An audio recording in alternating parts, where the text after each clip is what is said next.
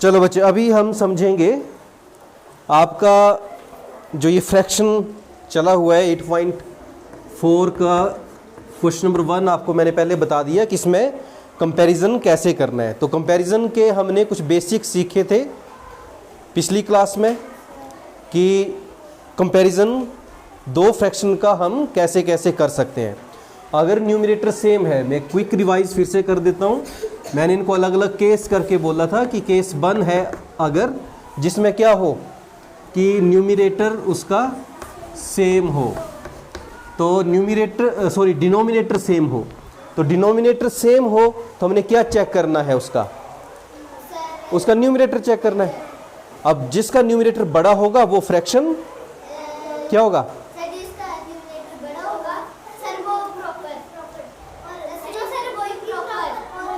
अरे यहाँ देखो ना, ये मैंने दो फ्रैक्शन ले लिए, एक 3/4 ले लिया और एक 1/4 ले लिया, है ना। अब इसमें मुझे बताना है कि कौन सा फ्रैक्शन बड़ा है। जिनका डिनोमिनेटर सेम है उसमें हम चेक करते हैं न्यूमरेटर। जिसका न्यूमरेटर बड़ा है वो बड़ा फ्रैक्शन है। अब ऐसे केस 2 की बात कर लेते हैं। केस 2 है जिसका डिनोमिनेटर जो है वो अलग अलग है और उसका न्यूमरेटर सेम है ना। तो इस केस में कौन सा फ्रैक्शन बड़ा होता है, जिसमें न्यूमरेटर सेम हो डिनोमिनेटर अलग अलग हो, तो कौन सा फ्रैक्शन बड़ा होता है।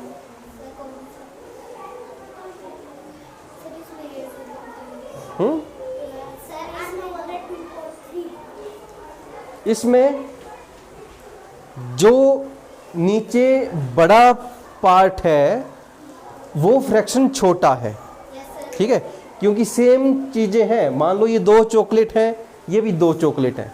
यहाँ 2 चॉकलेट कितने लोगों में बंट रही हैं, 5 में। यहाँ 2 चॉकलेट कितने लोगों में बंट रही हैं, 3 में। तो बड़ा पार्ट किसको मिलेगा, जहाँ कम लोगों में बंट रही है, ठीक है ना। तो ये फ्रैक्शन बड़ा हुआ कि छोटा हुआ। तो यहाँ क्या समझा हमने, अगर डिनोमिनेटर सेम है तो न्यूमरेटर बड़ा तो फ्रैक्शन बड़ा। अगर न्यूमरेटर सेम है तो डिनोमिनेटर बड़ा तो फ्रैक्शन छोटा, ठीक है ना। इसका उल्टा, इसमें न्यूमरेटर बड़ा तो फ्रैक्शन बड़ा, इसमें डिनोमिनेटर बड़ा तो फ्रैक्शन छोटा। अब केस 3 मैंने आपको बोला था जिसमें क्या हो, जिसमें ना तो न्यूमरेटर आपस में बराबर है ना तो डिनोमिनेटर आपस में बराबर है। अलग अलग न्यूमरेटर है, अलग अलग डिनोमिनेटर। तो इस केस में क्या करना बताया था आपको, क्या करना बताया था, हाँ, एलसीएम निकालना। तो सबसे पहले हमने क्या करना है, 4 और 6 का एलसीएम निकालना है। तो 4 और 6 का एलसीएम, सिर्फ एलसीएम निकालना हो तो हम जो हमारे नंबर है उनको इकट्ठे ही प्राइम फैक्टराइज कर सकते हैं, है ना। जैसे 4 को कर दिया हम प्राइम फैक्टराइज, 4 और 6 को इकट्ठा ही कर दिया। 2 2 = 4, 2 3 = 6, 2 1 = 2, 3 1 = 3, इस तरह से, है ना। तो इसका क्या है, 2 2 = 4, 3 = 12। तो एलसीएम क्या आया इसका, 12। तो अब इस 12 को इसकी जगह पर भी लिखना है हमने और इसकी जगह पर भी क्या लिखना है, एलसीएम ही लिखना है। फिर अगला काम क्या करना है, इसके टेबल को रीड करना है। डिनोमिनेटर जो है 4 कि 4 के टेबल में 12 कहाँ पर आया, 3 में आया, तो वो 3 हमने यहाँ मल्टीप्लाई कर देना है। 6 के टेबल में 12 कहाँ पर आया, तो वो 2 हमने मल्टीप्लाई कर देना है। तो ये फ्रैक्शन आए हमारे पास, ये फ्रैक्शन आए। अब ये कौन सा केस बन गया, यही केस बन गया पहले वाला, जिसका डिनोमिनेटर सेम है ना, न्यूमरेटर अलग अलग है। तो कौन सा फ्रैक्शन बड़ा हुआ, ये,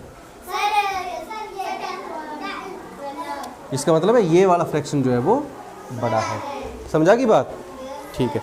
तो ये मैंने आपको पिछली क्लास रिवाइज करवा दी। ओके, अभी आपको इसी एक्सरसाइज का क्वेश्चन नंबर 1 मैंने सोल्व करवा दिया था, क्वेश्चन नंबर 2 बताता हूँ अभी।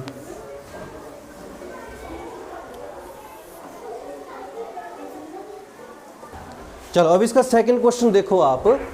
सेकंड क्वेश्चन में बोला है आपको, आपने क्या करना है, चेंज दी फॉलोइंग फ्रैक्शन। अच्छा, क्वेश्चन नंबर 1 मैंने करवा दिया था ना पिछले क्लास में, एक दो बच्चों ने अभी भी नहीं किए हैं, तो ये सारे केस 1 और केस 2 के क्वेश्चन है। अभी जो मैंने केस 1 और केस 2 बताया ना, जिसमें या तो डिनोमिनेटर सेम है सबका या सबका न्यूमिनेटर सेम है। तो जिसका न्यूमिनेटर सेम है तो उसमें डिनोमिनेटर चेक करना आपने, बड़ा डिनोमिनेटर तो फ्रैक्शन छोटा है, और अगर डिनोमिनेटर सेम है तो न्यूमिनेटर चेक करना है, बड़ा न्यूमिनेटर है तो फ्रैक्शन बड़ा है। अब क्वेश्चन नंबर 2 देखो क्या बोला है आपको, ऐसा चेंज करना है, फ्रैक्शन को ऐसे चेंज करना है जिसमें डिनोमिनेटर क्या बने आपका 48। तो ये बहुत आसान है आपका, इक्विवेलेंट फ्रैक्शन आपने पिछली 8.3 में किया ना, तो इक्विवेलेंट फ्रैक्शन बदलना है आपने इसको, लेकिन कैसे कि डिनोमिनेटर 48 आ जाए। तो 6 के टेबल में 48 कहाँ आता है, 6 8 जा, तो 6 8 जा हुआ 48, वो 8 मुझे यहाँ मल्टीप्लाई करना है, ठीक है। आपने यही चेक करना है कि डिनोमिनेटर में 48 कहाँ पर आ रहा है। जैसे 8/12 है अगला, तो इसका इक्विवेलेंट बनाना है हमें। क्या बनाना है कि डिनोमिनेटर क्या बन जाए 48, 12 के टेबल में 48 कहाँ आता है 12 4 जा, तो 12 4 जा हो गया, या ऐसे लिख भी लो आप 12 4 जा इज इक्वल टू 48। तो 12 4 जा 48 हुआ ना, तो यही 4 मुझे इसके साथ भी मल्टीप्लाई कर रहा है, ठीक है। अब कर लोगे, 2 मैंने कर दिए, 3 आपके लिए रह गए। अब क्वेश्चन नंबर 3 में आ जाओ। बस यही करना है सभी क्वेश्चनों में, डिनोमिनेटर में चेक करना है क्या मल्टीप्लाई करके 48 बनेगा। जो मल्टीप्लाई किया डिनोमिनेटर में वही मल्टीप्लाई करना है कहाँ, न्यूमिनेटर में। क्वेश्चन नंबर 3 देखो, which is the smaller fraction in each of the following. तो ये आपका मैंने केस 3 जो करवाया आपको, इसमें भी क्या करना है, कंपैरिजन करना है ना कि कौन सा फ्रैक्शन जो है वो स्मॉलर है। तो फर्स्ट कर लेते हैं 3/4 और 4/10 को करना है। तो पहला काम करना है आपने reduce to the lowest form. आपने 8.2 में सीखा था reduce to the lowest form. तो लोएस्ट फॉर्म में रिड्यूस करना है इसको, तो कैसे करते हैं, मुझे इनको प्राइम फैक्टराइज करके लिखना है। 4 को मैं कैसे लिख सकता हूँ, लोएस्ट फॉर्म में रिड्यूस कब होंगे, जब आप देखोगे ना कि इसके टेबल में और इसके टेबल में कुछ कॉमन है। क्या कॉमन है, जैसे 2 2 जा 4 होता है, 10 क्या होता है 5 2 जा 10 होता है। तो मतलब मैं इसको ऐसे लिख सकता हूँ, 4 को 2 2 जा 4, 5 2 जा 10, ऐसे लिख सकता हूँ ना मैं। इसका मतलब है इसमें 2 2 दोनों जगह है, तो 2 हटा दो, क्या बचा ये 2/5 बचा, ठीक है। तो पहला काम तो ये करना है। इसके बाद आपने क्या करना है, 4 और 5 का अलग अलग है ना, ये न्यूमिनेटर भी अलग है, डिनोमिनेटर भी अलग है। तो ये कौन सा केस आया कंपैरिजन का, केस 3, जिसमें न्यूमिनेटर भी अलग है और डिनोमिनेटर भी अलग है। तो 4 और 5 का एलसीएम क्या आता है, इसमें कुछ भी 4 और 5 में आपस में कुछ भी कॉमन, तो इनका एलसीएम क्या आएगा 4 5 जा 20, तो इसका एलसीएम 20 आ गया। तो जो एलसीएम आया वो हमने दोनों तरफ लिख लिया। फिर इसके टेबल में 20 कहाँ पर आया,